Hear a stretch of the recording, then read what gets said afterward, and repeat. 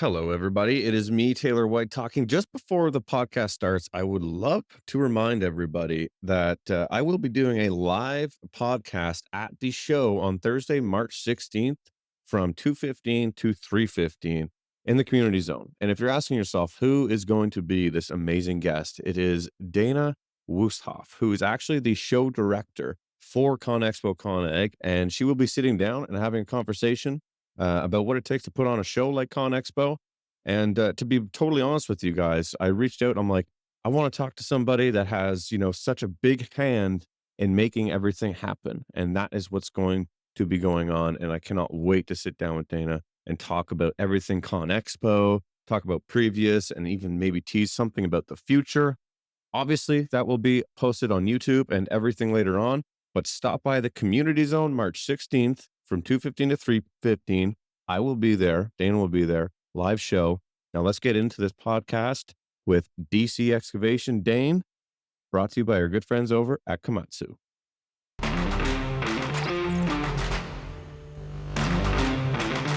Welcome back, everybody, to the ConExpo-CON podcast, brought to you by our amazing friends over at Komatsu, which I just got to say, the show is less than a month away. I'm going to assume everybody listening has their tickets, and if you don't, please make sure to go register for the show. It's going to be one like no other in beautiful Las Vegas, but I know the guy that I'm interviewing today will be there. I have the man who I get sent his machinery, pictures of his machinery constantly, all the time. Dane from DC Excavation. Dane, thanks for being on the show, brother. Yeah, thank you, Taylor. So it's a mutual deal for sure. I don't know how many tags I get a day of KWC 2000. Man, isn't it wild? I don't honestly think I have gotten, and this is not for the sake of conversation. I genuinely get sent your grader and dozer, um, all the time, especially since we put that Komatsu on rental. I like, is yours going to look like this? Are you going to do this? Are you going to? I get your machinery all the time in my messages. I'm glad to hear that it is, gone the other way as well too. Oh, definitely. Yeah, the grader, the custom colors, man, they just pop, and I'm sure you've seen that with your customers. Even our customers love it. So it's an awesome thing to be able to have. And we do it for marketing, but honestly, the biggest thing is I like it, so I just do it. That's the same with me as well too. But I don't want to skip over. I'm actually glad to have you on the show today too, and kind of just chat with you because I think for the past like 2 or 3 years, I've seen you on social media, followed your stuff, seen what you're kind of up to, and I've never really taken the time. And that's again why I love this podcast because I get to sit down with people that I see and get to understand who they are, what they are, and how they got where they are. So I'd love a little bit of background for everyone listening as well as myself, like who is Dane? What's DC Excavation? How did you get to where you are right now? Yeah, man. So um I guess in my family's history, my great great grandpa built dams with horses back in the day. So it's kind of been a long lasting family tradition. It's in the blood. DC Excavation is a first generation company that I started myself here. We had some stuff go on with my dad's family business during the last recession, the big recession in 2008, 2010. And I just kind of washed my hands of everything and decided to go do things on my own. I started this in 2016 after moving to Montana, and we've grown from me starting with one skid steer to we've got 20 pieces of machinery and 20 plus employees in the summer. So it's been a ride. Uh, Honestly, the biggest thing for the ride has just been networking and relationships, and so I've been very fortunate to develop some great relationships. There's people just like you and lots of others that I can look to, multiple generation businesses that they're more than happy to share their knowledge just through the internet. And it's awesome to be able to have that to help a young business owner such as myself succeed. Yeah, you're spot on the money there. That is one thing that I do like about at least the today's day and age with businesses. You can reach out to so many people, and it's pretty incredible the people that you can meet along with the journey. But going from, maybe like what was the business your father was in? So he was doing a similar stuff to what I'm doing now. He would do excavation for houses in Aspen, Colorado. I'm originally from Colorado, Shea Stutzman's territory. Um, and we would do oil field stuff. There was a big oil field in there. We would do commercial site development. We just did septic systems and smaller stuff too. So kind of just a broad spectrum. You have to be good at or decent at everything, just because you never know what's coming day to day. Dang, that's pretty neat. So like growing up, you were around machinery and everything then. Oh yeah, yeah. So I have pictures of me. We lived in Southern California for a bit there, and Wow, you've been everywhere. You're like Johnny Cash. we moved a lot, man. We moved a lot. But I had pictures of me in a wheel of a scraper, back in the day, like just big old Terex scraper, um, up in the cab, John Deere scrapers. So yeah, kind of a long line of dirt movers. Well, what was it like going from, being in the family business, I guess, because that's something I never got to experience, and then going to like starting your own thing? Like, was it nerve wracking? Like, did you have the mindset of like, no matter what, I'm going to succeed at this? Or, Yeah, and that was the biggest thing is I didn't have a fallback plan. I didn't have anybody. I didn't have anybody to finance my start. Everything I did was based on some money that I had saved. And so there was no option for failure. There was really no plan B. And a lot of people I get messages and I'm sure you do all the time. Well, I'm working this job, but I'm thinking about doing this and I just don't really know where to go. And it's like, look, you can't have a plan B if you want to succeed. Plan A is your only option. You can call an audible along the way, but plan A, man, it's scary. There's days where you lay awake at night wondering how you're going to pay your people, how you're going to take care of everybody, but there's no other option. You just have to find a way. yeah, you nailed it there. And I think one thing that relates, I mean, like I said, I don't have the experience of starting from nothing. Um, One thing I can relate to on is like, the sleepless nights and taking the business from like where it was with my father to where we are now required a lot of capital and a lot of money. And, thankfully we have a good relationship with the banks and like, financing machinery through the actual dealerships as well. But you're spot on. Like plan A is just always it was always the plan. There's no plan B, and you just gotta make it work. But you're right. Like, I think what a lot of the times that people see on social media, and that's one thing I want to get into and a little bit in the conversation as well too, is like it's funny because I get messages, people being like, "Dude, you live my dream life. Like, I wish someday I could get as big as you and do this." And it's like, I feel like maybe I'm showing the wrong stuff online then because there's like, man, like there's no honeypot of money sitting somewhere, generational wealth. Like my family, including myself, we're all in on this business. So the sleepless nights laying there awake, worrying about payroll, like those happen, and that's part of being in business. And I think that's the kind of mindset that you have to have in order to be successful in this business. But and it's interesting. That's one thing. Like you can kind of like add to that. Like, do you feel like sometimes social media gets highlighted like somebody like, wow, they're taking this extra money and paying their machinery. And then sometimes I'm going like, maybe I shouldn't have spent 18 grand to paint my 325 here because like I could really use that 20 grand right now. Well, and the biggest thing is just take it one day at a time, right? Like, and people, there's a big push to do long term planning and everything like that. Sure, we all have long term plans, but people get so caught up on the future, they don't live in today. They don't live in the grind right now, and they don't put in what they need to today because they're looking way off in the distance. And that's something that I really try to do is like, what is our issue right now? What can we handle today? Because we can't handle tomorrow's problems today. We can prepare for them, but we can't handle them. So what can we do today? And I think that's helped. It's interesting. I saw this thing on foreman training and stuff like that. It's like you're not just leading a crew, you're their mentor, you're also their therapist, you're also this. And like we all have our own demons, we all have our own problems, right? And so being a well-rounded individual, You have to do that to be in our seat, and I won't claim to be that person. I have my failures like nobody's else, but just being willing to stop for a minute. And I don't know if you've listened to him at all, but Gary V, I like listening to Gary V some. And his big thing is empathy. Like, try to understand where people are coming from. If you can understand that, then you can help them. And honestly, like, it's a huge thing for business. Like, if you can understand where somebody else is coming from, you can help articulate your deal to make it happen. And so, relationships, man, everything you're saying about being all in, like having the finance companies and all, it's all based on relationships and just the people. So, yes, I mean, I can echo everything you said, man. Like, sleepless nights. Should I have spent that money? Oh, but it's fun to know. I guess this is the masochist side, but it's fun to know that there's other people that have those same thoughts and those same struggles.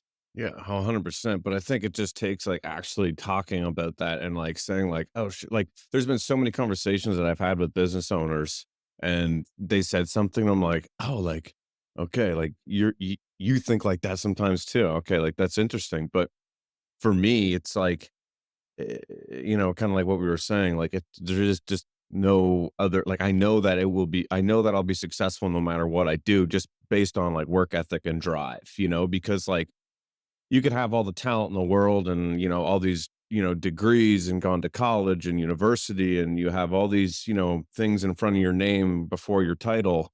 But if you don't work hard, I feel like then that just means nothing. You know what I mean? Like work ethic out trumps talent, in my opinion. And that's why I always say like work harder. People are like, well, work smarter. I'm like, well, you could be the smartest person in the world in the room, but not have any work ethic and never amount to anything in life.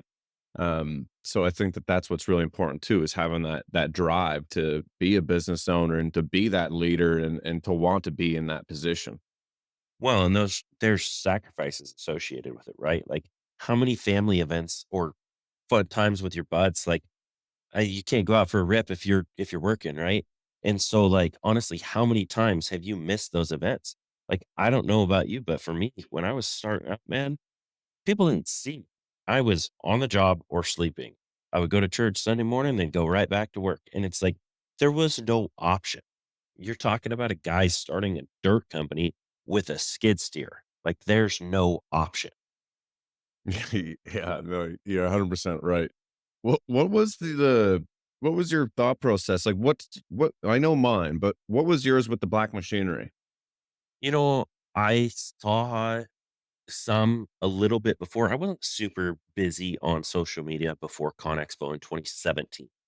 But I went to ConExpo in 2017 and I saw the anniversary edition, 299 with the chrome decals. It was all blacked out in Cat's booth and it was awesome. Like, I was just like, "Oh, this is amazing." I went home from the show and ordered one. Obviously, they don't come with chrome decals and all that. That was a special deal, but I went home from the show and ordered a black. I think it was a 259 was my first machine. And, then I shortly after ordered a 299 and then another 259, and I tried ordering everything I could. I tried ordering in black. What we couldn't order in black, we started painting and stuff, and I've fallen a little bit behind on the painting. I need to catch back up, but when the machines are out on a job, it's hard to justify pulling them in to paint 'em. So, um, a biggest thing is probably just recognition. I enjoy it.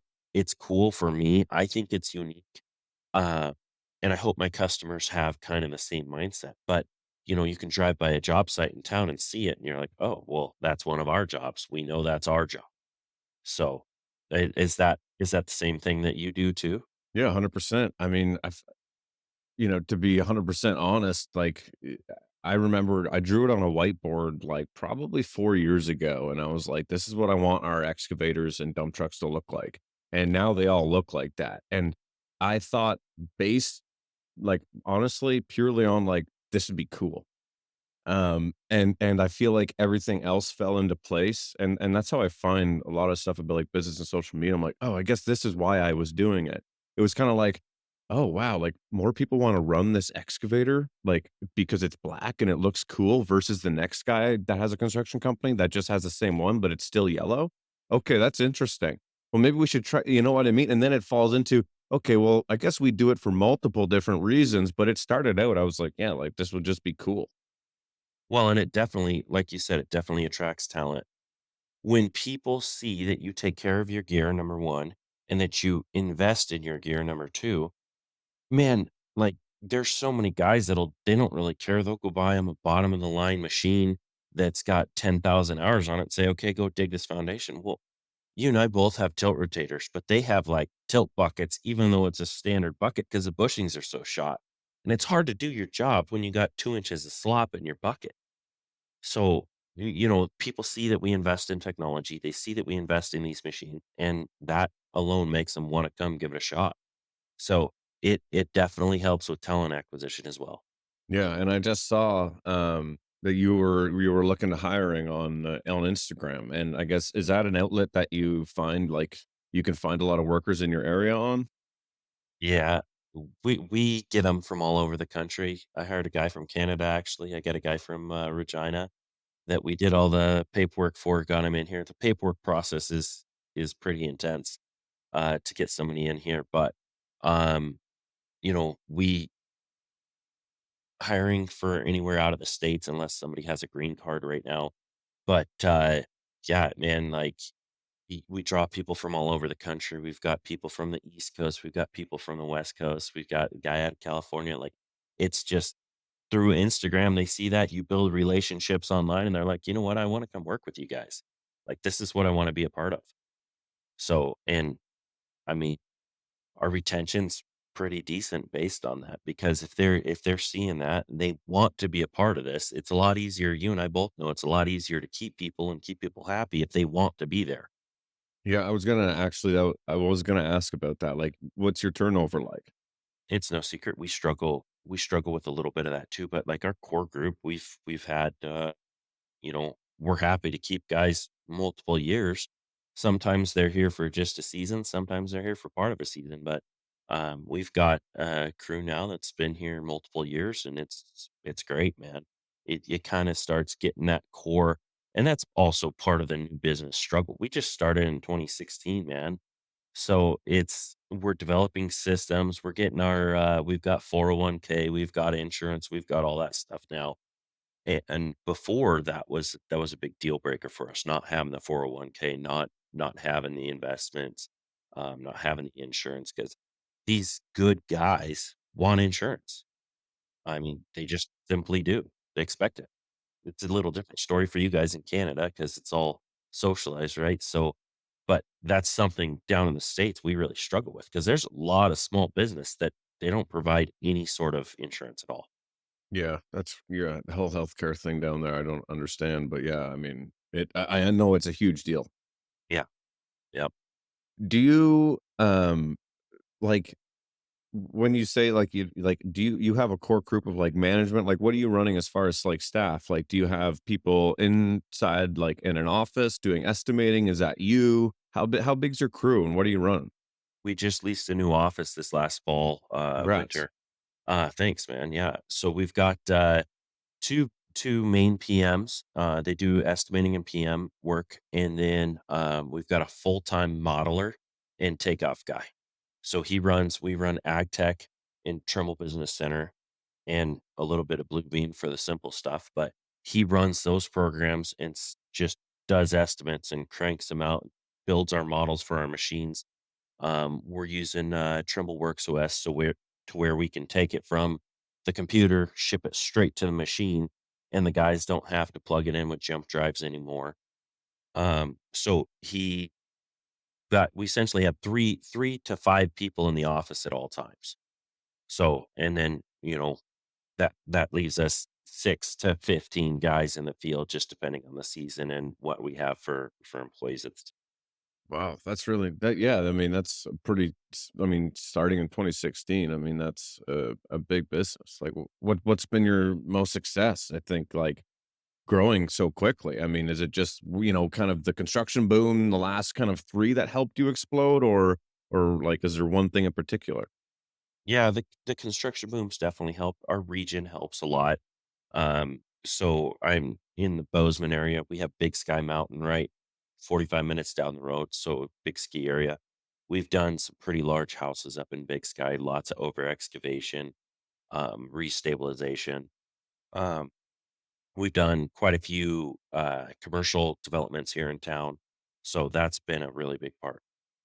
So do you think that turnover, is kind of related to that employees have a lot more kind of options right now as far as going other places? Because in construction, everybody's just looking for somebody right now to work, and if so, yes, then do you think that that might change as maybe things slow down because of the way the economy is? There's just a lot of uncertainty, or do you even think that that's gonna happen? What's your outlook on that? Yeah, so we're already kind of seeing it here. Things are slowing down on the residential side pretty substantially. I bet you guys have seen it up there. Down here in the States with our interest rates, I'm guessing yours are chasing our interest rates, but it's making these houses that were barely attainable just completely unattainable now. And so that makes it to where it's harder for these guys to find housing. It's harder for them to really live the American dream, of buying a house and investing and doing that. So, yeah, I think these guys are able to jump for $1 an hour here and there. They're not looking long term. But keeping people, if you pay them good from the get go, that they're not going to look and they're not going to be searching around. There are some very stupid numbers being thrown around right now for simple things that really, like, it makes no sense. But these people are so desperate to just have guys. They're cutting their own margins just to have people on the ground, and really, at the end of the day, they're not winning. And then it's not a win for those guys because at the end of the job, they're gonna be like, "Well, we can't really afford to keep you at what you're getting paid, so thanks for your 3 months of hard work. See ya." Yeah, I would agree with that. I think the two biggest things take away from last year, our season that we saw like at the end of the year, like our financial end of the year, it was wages and fuel were the two things that were just gone up like crazy, and it sucks because that just gets passed on to the end consumer, right? 100%, and, like, our machines have gone up a lot too. I mean, your 325 you have, I bet if you buy that machine now, you're gonna spend another 75,000 dollars over what you bought it for last year. Hmm. Like, we're seeing it. There's cumulative through the year, there's 12 to 20% on the machine. So over 2 years' time, that's 40 to 50% more for the same machine that you had 2 years ago. And for what? Like, you can't charge that much more for it. So it's going to make it harder for guys like you and I. There just has to be a leveling effect. It's going to be through hyperinflation. Yeah, no, I agree. It is. You're right, though. Like we see the same thing. Like a lot. It's not. Although, see, the thing with where I am in Ottawa, this is where our government is, so it's kind of always had this weird kind of protected economy because it's a lot of government workers, so they're not really losing their jobs, and although the interest rates are high, we're still seeing that people are still building houses this year, but not as crazy as it was last year. So to say that it's gonna be a bit of a slower year, I'd say is probably a bit of a statement, but yet commercial stuff, it seems really busy. Are you heavy into the commercial work as well too? We're definitely getting a lot more into the commercial side of things. We're not really doing a whole lot more residential. We'll do large stuff. We've got a 14,000 square foot house going right now. Um, but yeah, the commercial work has really been rocking. So we're definitely focusing on commercial. Nice. That's good. Yeah. That's kind of one thing that we've been trying to, we've been getting into more and more over the years. And now we've made some, again, like you kind of referred back at the beginning of the podcast, as relationships and making relationships with these GCs that are, building these, commercial projects. And I feel like commercials for us has really allowed us to expand our growth and our revenue and get the opportunity to utilize some bigger machinery, some GPS, and stuff like that. Like, I guess if you had kind of somebody asking, like, okay, we do a lot of residential and, like but I want to start, maybe like getting, some bigger machinery and getting into doing some commercial site servicing. What's the best way for me to do that? Ooh, so that's a tough one. I'm going to default to you have to do what works for you. Hmm. You have to know your market. Uh, But the biggest thing is there's just no option for failure. Just full steam ahead.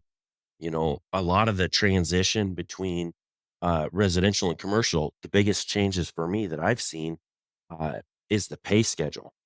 So the residential pay schedule, we would turn invoices in, and a lot of times within 15, 20 days, we'd have a check, which was money, I right? love that. But the commercial stuff, man, we've got jobs open right now that they haven't paid since November. Yep. And so it's like, this is the end of February. And you get holdbacks too. Yeah, you get 5% retainage. I don't know what you guys do there. Montana State only allows 5. So, We're 10% holdbacks. yeah, but it's like at the end of the job, that chunk is nice, but it sure is nice through the duration of the job too, right? So, the biggest thing, yeah, is just have that cash in the bank, because you're gonna need that cash to make it through. So, I think, paperwork too. Paperwork, man. That's where having the two PMs really comes in. Those guys are rock stars when it comes to paperwork. I mean, they're just boom, boom, boom. Everything's recorded. We have cost tracking. We have all of that stuff. And it's like, if you don't do that on these commercial projects, they will eat you alive. You're right, and for me, it's actually, like, just getting so my operations manager, he is starting to do a lot more of our invoicing, and for me, I'm just on them about invoicing for me is super important. Just invoice as soon as we're done the project, invoice it because our cash flow is nothing. If we're waiting 15 days, to invoice a residential septic, which I know the client will pay in like, 10 or less days, that just pushed it an extra, 25 days because we didn't get to it for 15. And I would agree with what you were kinda saying about residential and commercial. Like, residentials, they pay nice, so that's why we kinda run, like, a residential crew, and then we have a commercial crew, and our residential crew basically cash flows the business in order to be able to do the commercial stuff. It's nice when the commercial projects, those big checks come in and you get finally get paid for them after sometimes 120 days, but, that's where residential is nice. So that was a really key point, like, if you're looking to grow, like, don't just say, okay, we're not doing residential anymore. We're just going to do commercial because chances are you're going to need some cash to keep yourself going.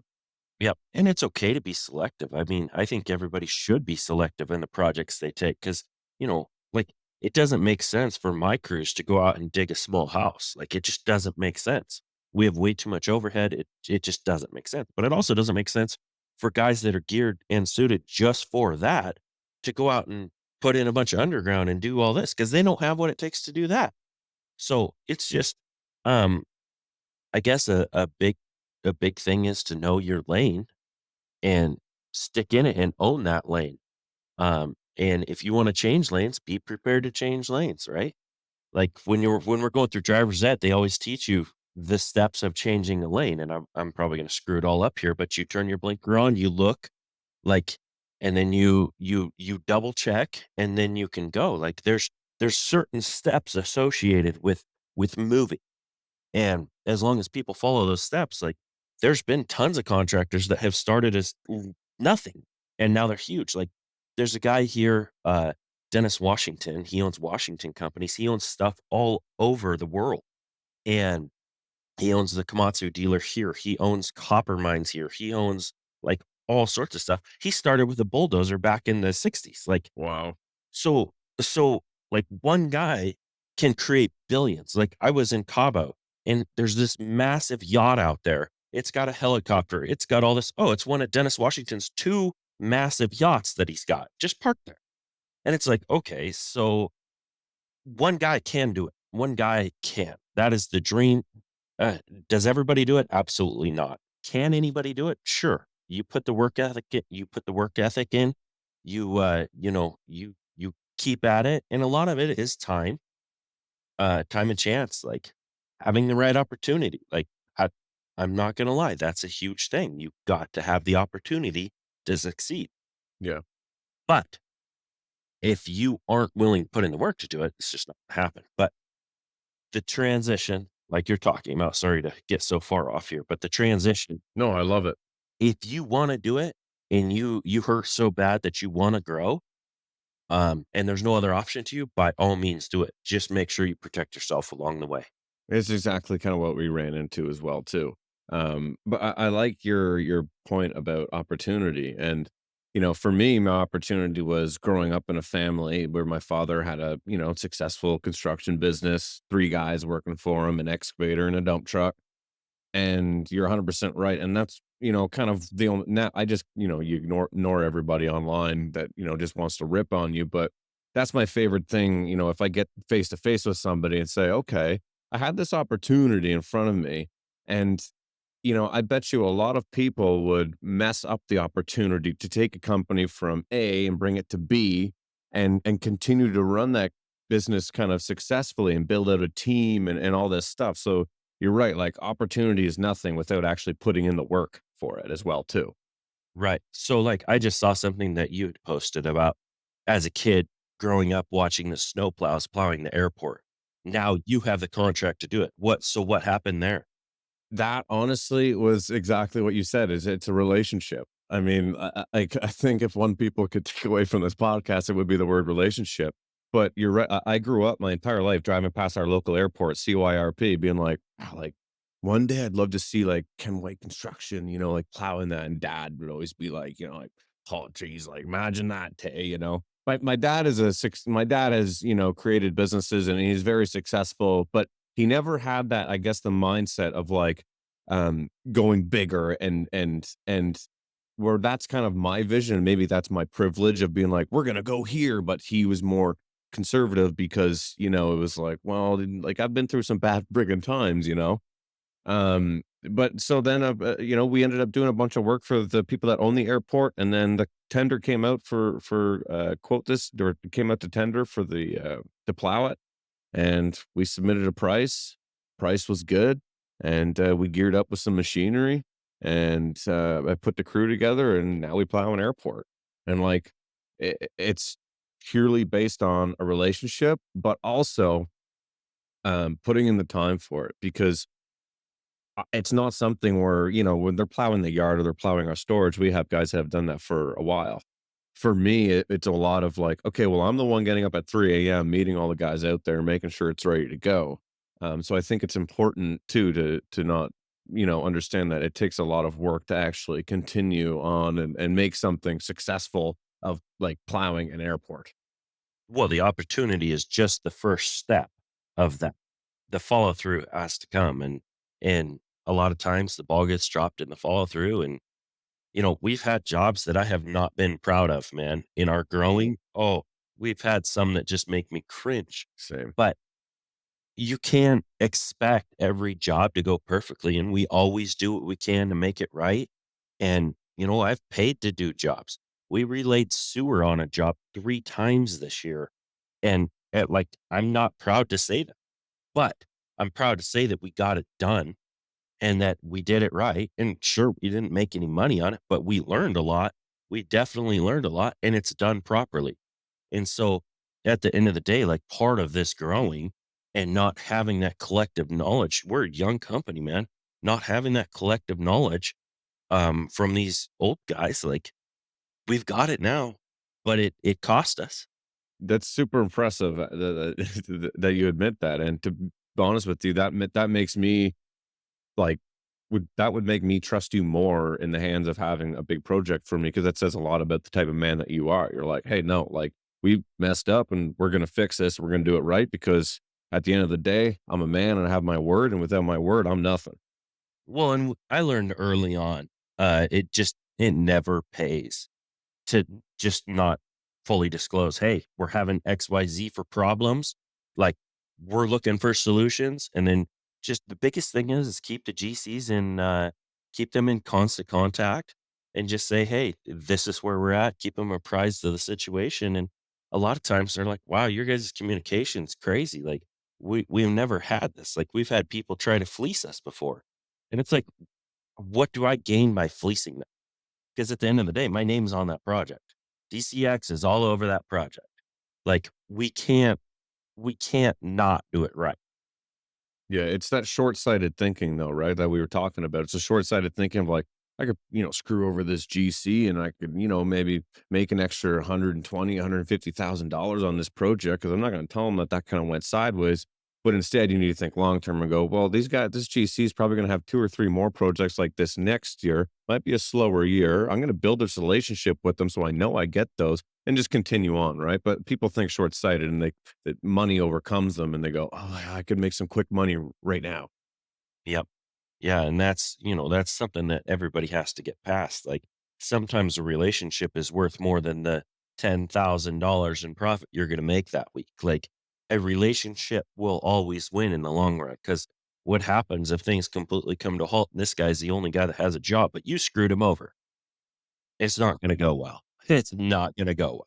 No, you're 100% right, and it's funny because last year we did a project for a commercial builder, and we did this that we when we estimated, we priced it. I told the guys, I'm like, boys, I want this job. I want this relationship with them. So this is not going to be a high profit job, if any profit. I want this job. And it was a tough, decision, look, because it was fairly large. We ended up executing the job. We did well on it. There was a few extras on it that we were able to, make a little bit of more money on, but it wasn't a high ticket, high profit. But we built a relationship with them and we got 2 more large projects, double the size of the last one, sent to us, last month to review for pricing. So there's a lot of value in that. I wanted to touch on technology with you, because I know that you are a fan of technology. You talked about Trimble, you talked about tilt rotators, and I know that you're an EngCon guy, which to me, honestly, the tilt rotators, every single one of them does the same thing. It's just everyone has their own selection. Why EngCon? And well, and then you know what? Let's not go there. Let's talk about why invest in the technology and a tilt rotator or GPS. Why is that important to you as a business owner? Well, it's really opened the door for stuff we can do, but I think the biggest thing that tilt rotators add to us is efficiencies. And they have to be used in a manner where they're needed, um, to really get those efficiencies. Because we have some, we've had some in the past, and we have some now. Some guys that like to just play with the tilt rotator, and I'm sure you've dealt with that too. Uh, but like, used in the right application, like there's just so much you don't have to do by hand now because of tilt rotators. So the first and foremost, that's what really sells them. My first experience with the tilt rotator, I bought 2 Incons. I had a 323 cat, 310 cat, and I was just like, yeah, full bore, let's do it. I'm buying 2. We're gonna go into this. I had GPS on both machines. My first day I got them, they delivered the machines and I'm out running it. I'm like, what did I do? Because I couldn't friggin' run it. It's like learning all over again. Yeah, it's like trying to, yeah, it's terrible. Anyways, um, I got, the next day, things went a lot better. That was a sleepless night there. That one definitely was a sleepless night. Did I make the right decision? Yes. I spent how much on these things? And, yeah.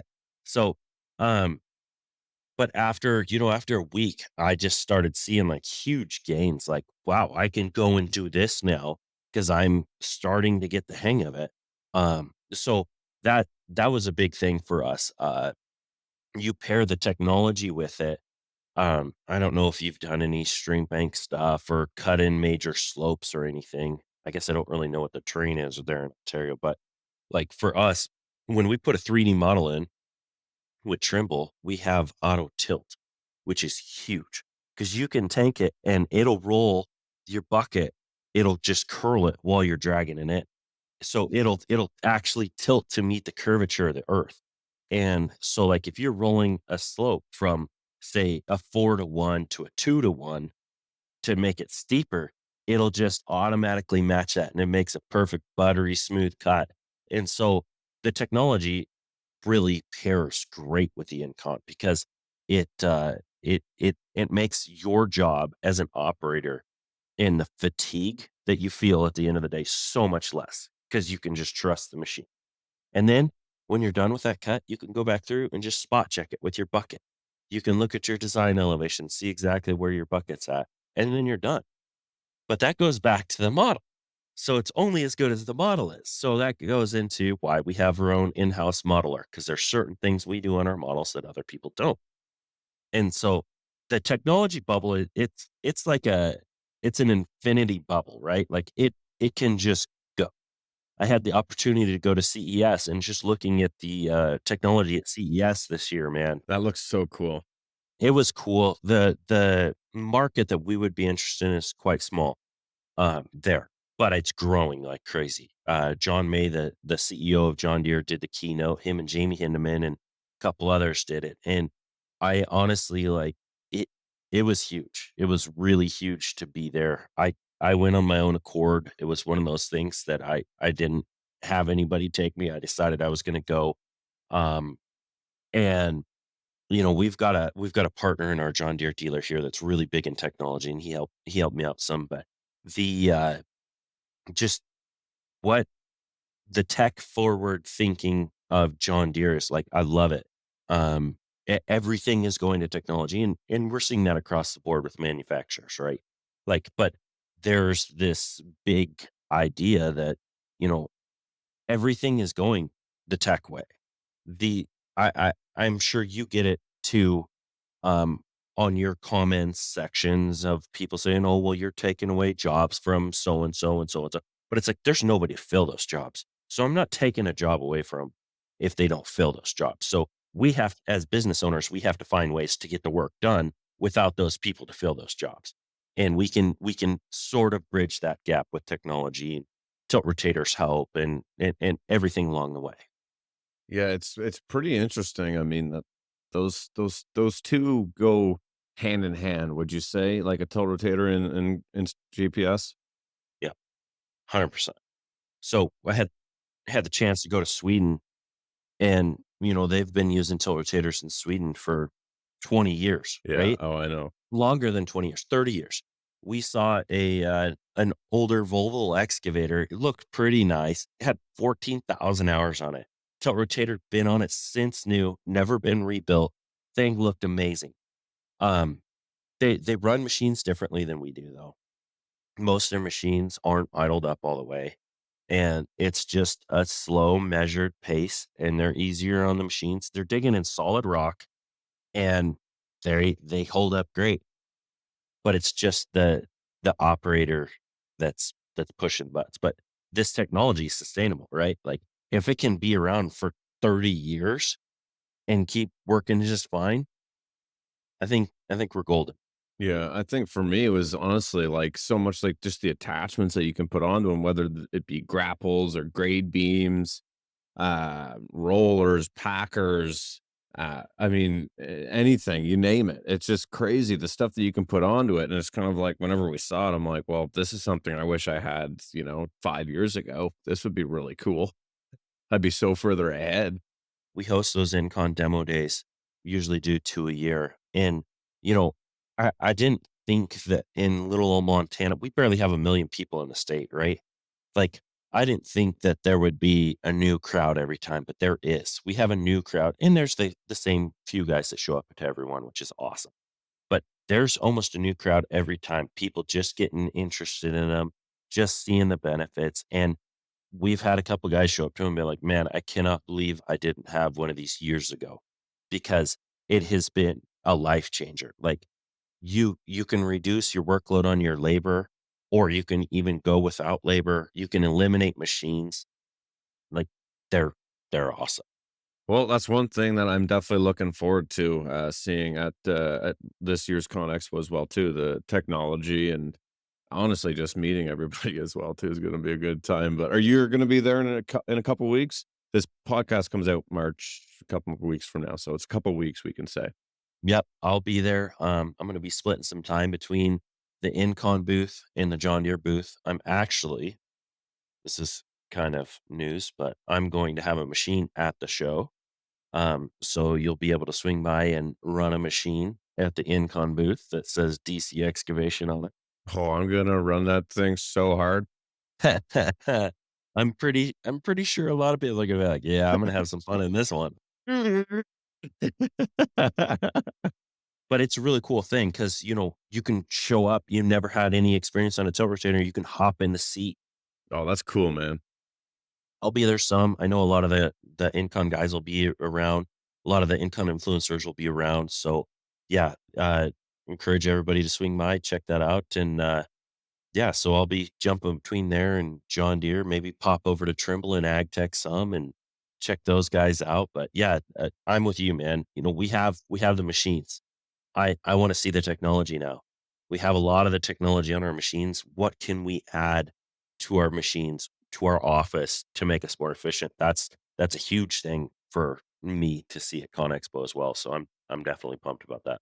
Sweet, man. Well, I mean, Dane, like let's carry on this conversation at Con Expo in a couple weeks. And I appreciate you coming on and getting through it. And yeah, we'll see you at Con Expo. Yeah, sounds great, man. It'll be nice to finally meet you in person. I agree. Likewise. We can go check out those black machines. We can go look at the Black Machine. Thank you, everybody, for listening to this episode of the CONEXPO-CON podcast, brought to you by our good friends over at Komatsu. We'll catch you at the show in a couple of weeks. Take care. Can you believe it? CONEXPO-CON Ag is almost here. That's right. The largest construction family reunion in North America is going to be here before we know it. See and test the new equipment, ask the technical experts, find out what your business will be using tomorrow. Make the connections that matter. If you haven't registered yet, there's still time to secure tickets. Visit CONEXPOCONAG.com and use the promo code PODCAST20 to get 20% off. That's right, 20% off with the promo code PODCAST20. If you already have your tickets to the show, join us in the countdown and comment below to let us know that you are going, and we'll be there, and we are excited to see you.